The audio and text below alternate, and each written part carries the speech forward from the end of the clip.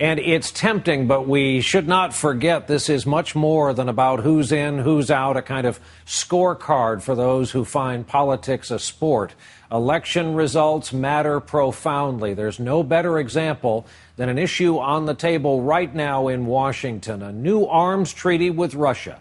The Democrats want desperately to save the START treaty, which will have ripples around the world. Our own Kelly O'Donnell has more from the Hill tonight. Hey, Kelly, good evening. Good evening, Brian. The pressure really ratcheted up today when some key Republicans said they would block approval of that treaty. And they say there's just not enough time to work out differences with the White House in the few weeks remaining in this Congress. And that is a blow to one of the president's signature foreign policy issues. Flanked by the top senators on foreign relations, today Secretary of State Hillary Clinton's raised voice sent a message of urgency. For anyone to think that we can postpone it or we can avoid it is, I'm afraid, vastly underestimating the continuing threat. A threat that evokes a Cold War fear of the Soviet Union.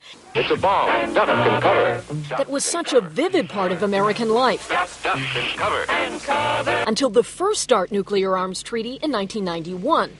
But that deal expired last December, so the U.S. can't officially track how many warheads Russia has now. We need to get our inspectors back into Russia after a gap of nearly a year.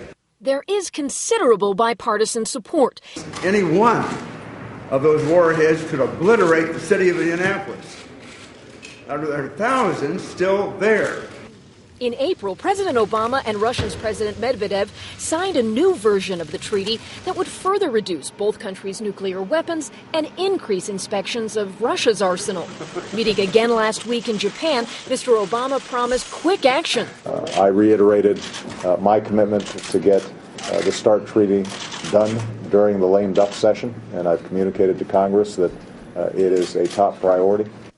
But the opposition is led by the senator Republicans consider an expert on nuclear issues, Jon Kyl. And most of their members want more money to modernize U.S. weapons and more time to decide.